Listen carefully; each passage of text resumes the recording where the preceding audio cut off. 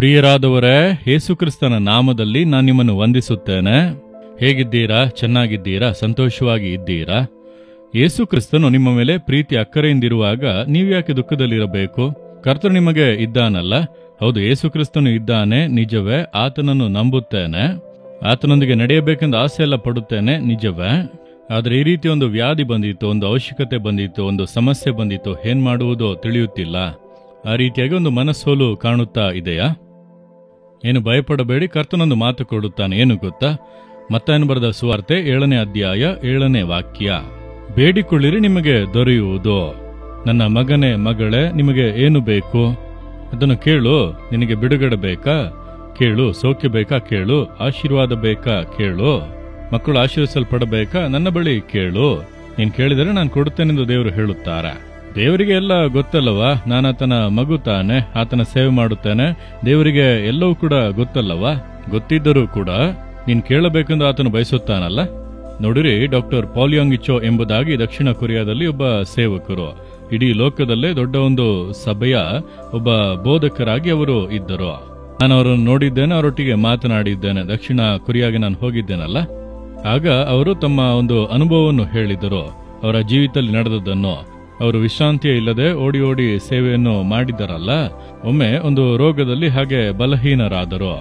ಅವರ ಮಕ್ಕಳು ಇನ್ನು ಯೌವನಸ್ಥರು. ಅವರು ಅಪ್ಪನಿಗೆ ವಯಸ್ಸಾಗಿದೆ, ಆದರೂ ಇಷ್ಟು ಸೇವೆಗಳನ್ನು ಓಡಿ ಓಡಿ ಮಾಡುತ್ತಿದ್ದಾರೆ, ಸಿಕ್ಕಾಗಿದ್ದಾರೆ ಎಂದು ಆಸ್ಪತ್ರೆಗೆ ಕರೆದುಕೊಂಡು ಹೋದರು. ಅಲ್ಲೆಲ್ಲ ಅಷ್ಟು ಸರಿ ಹೋಗುವುದಿಲ್ಲ ಎಂಬುದಾಗಿ ಜಪಾನಿಗೆ ಕರೆದುಕೊಂಡು ಹೋದರು.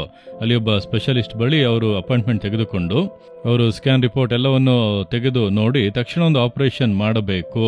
ಅವರ ಶರೀರದ ಒಳಗಿನ ಅಂಗಗಳಲ್ಲಿ ಕೆಲವೊಂದು ಬಾಧೆಗಳು ಇದೆ, ಅದರ ಪರಿಣಾಮವೇ ಇದು. ಇನ್ನೂ ತಡವಾದರೆ ಜೀವಕ್ಕೆ ಅಪಾಯವಾಗಬಹುದು ಎಂಬುದಾಗಿ ಹೇಳಿದರು.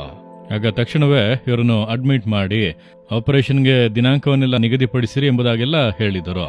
ಡಾಕ್ಟರ್ ಪಾಲಿಯಾಂಗ್ ಇಚೋ ಅವರ ಬಳಿ ಹೇಳುವಾಗ ಅವರು ಇಲ್ಲ, ನನಗೆ 1 ವಾರ ಟೈಮ್ ಕೊಡಿ, ನಾನು ಪುನಃ ದಕ್ಷಿಣ ಕೊರಿಯಾಗೆ ಹೋಗಿ ಅಲ್ಲಿಂದ ಬಂದ ನಂತರ ಆಪರೇಷನ್ ಅನ್ನು ನಿಗದಿಪಡಿಸೋಣ.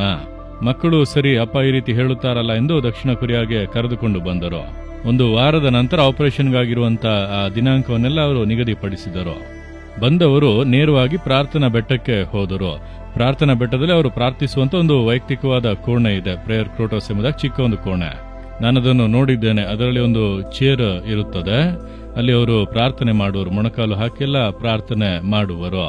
ನೇರ ರೂಮಿಗೆ ಹೋಗಿ ದೇವರನ್ನು ನೋಡಿ, ದೇವರೇ, ನಾನು ನಿಮ್ಮ ಸೇವೆಯನ್ನೇ ಮಾಡುತ್ತಾ ಇದ್ದೇನಲ್ಲ, ಇಷ್ಟು ವಯಸ್ಸಾದರೂ ಓಡಿ ಓಡಿ ಸೇವೆ ಮಾಡುತ್ತೇನೆ, ವಿಶ್ರಾಂತಿಯೇ ಇಲ್ಲದೆ ಸೇವೆ ಮಾಡುತ್ತಾ ಇದ್ದೇನೆ, ನನಗೆ ಇಂತಹ ವ್ಯಾಧಿಯೆಲ್ಲ ಇದೆಯಂತೆ, ಯಾಕೆ ನೀವು ಗುಣ ಮಾಡಲಿಲ್ಲ? ಆ ರೀತಿ ಕೇಳುವಾಗ ದೇವರು ಉತ್ತರ ಕೊಟ್ಟರಂತೆ, ನೀನ್ ಯಾಕೆ ನನ್ನ ಬಳಿ ಕೇಳಲಿಲ್ಲ? ನೀನು ಕೇಳಿದರೆ ನಾನು ಗುಣ ಮಾಡುತ್ತಾ ಇದ್ದೆ, ನೀನು ಕೇಳಲಿಲ್ಲವಲ್ಲ. ಆ ರೀತಿ ಒಂದು ಇದೆ ಅಲ್ಲ. ಸರಿ ದೇವರೇ, ನಾನೀಗ ಕೇಳುತ್ತೇನೆ, ನನಗೆ ಸೌಖ್ಯ ಕೊಡಿ ಎಂಬುದಾಗಿ ಸಿನ್ಸಿಯರ್ ಆಗಿ ಪ್ರಾರ್ಥನೆ ಮಾಡಿದರು. ಅಷ್ಟೇ, ದೇವರವರನ್ನು ಮುಟ್ಟಿದರು, ಗುಣವಾಯಿತು.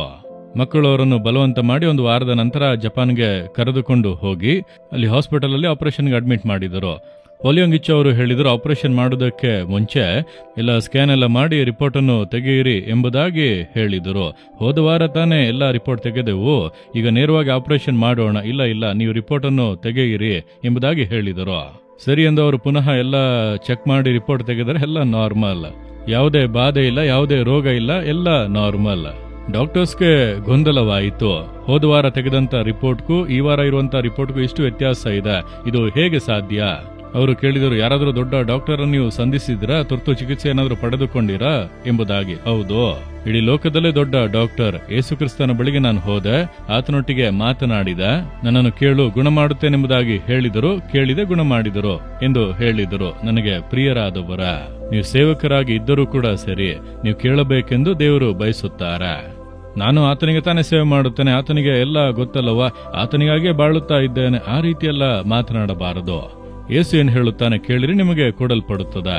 ನಿಮಗೆ ಸೌಖ್ಯ ಬೇಕಂದರೆ ಕೇಳಿ, ಬಿಡುಗಡೆ ಬೇಕಂದರೆ ಕೇಳಿ, ಆಶೀರ್ವಾದ ಬೇಕಂದರೆ ಕೇಳಿ, ಜ್ಞಾನ ಬೇಕು ಅಂದರೆ ಕೇಳಿ. ಕೇಳಿದರೆ ಕೊಡುವುದಕ್ಕೆ ಸಿದ್ಧವಾಗಿದ್ದಾರೆ, ನೀವು ಕೇಳಬೇಕಲ್ಲ. ನೀವು ಕೇಳದೆ ಇರುವುದರಿಂದಲೇ ಹೊಂದಿಕೊಳ್ಳದೆ ಇದ್ದೀರಿ. ಇಂದು ದೇವರ ಸಮ್ಮುಖಕ್ಕೆ ಹೋಗಿರಿ, ಮೊಣಕಾಲು ಹಾಕಿರಿ, ಕಾದಿದ್ದು ದೇವರೇ ಈ ಕಾರ್ಯಗಳೆಲ್ಲ ಬೇಕು ಎಂಬುದಾಗಿ ಕೇಳಿರಿ. ಖಂಡಿತ ಹೊಂದಿಕೊಳ್ಳುವಿರಿ. ಹಾಗೆ ಕೇಳಿರಿ ದೇವರ, ಬೇಡಿಕೊಳ್ಳಿರಿ ನಿಮಗೆ ದೊರೆಯುವುದೆಂದು ವಾಗ್ದಾನ ಮಾಡಿದ್ದಕ್ಕಾಗಿ ಸ್ತೋತ್ರ. ನಾನು ಕೇಳುತ್ತೇನೆ, ನನಗೆ ಈ ಆಶೀರ್ವಾದ ಬೇಕು, ಸೌಖ್ಯ ಬೇಕು, ಬಿಡುಗಡೆ ಬೇಕು, ನನ್ನ ಕುಟುಂಬದಲ್ಲಿ ಈ ಅದ್ಭುತ ನಡೆಯಬೇಕು, ಅವಶ್ಯಕತೆಗಳು ಸಂಧಿಸಲ್ಪಡಬೇಕು. ಯೇಸುವಿನ ನಾಮದಲ್ಲಿ ಈ ವಿಷಯದಲ್ಲಿ ನನಗೊಂದು ಅದ್ಭುತ ನಡೆಯಬೇಕು. ಯೇಸುವಿನ ನಾಮದಲ್ಲಿ ಬೇಡಿಕೊಳ್ಳುತ್ತೇನೆ, ಹೊಂದಿಕೊಳ್ಳುತ್ತೇನೆ. ಯೇಸುವಿನ ನಾಮದಲ್ಲಿ ಆಮೇನ್, ಆಮೇನ್.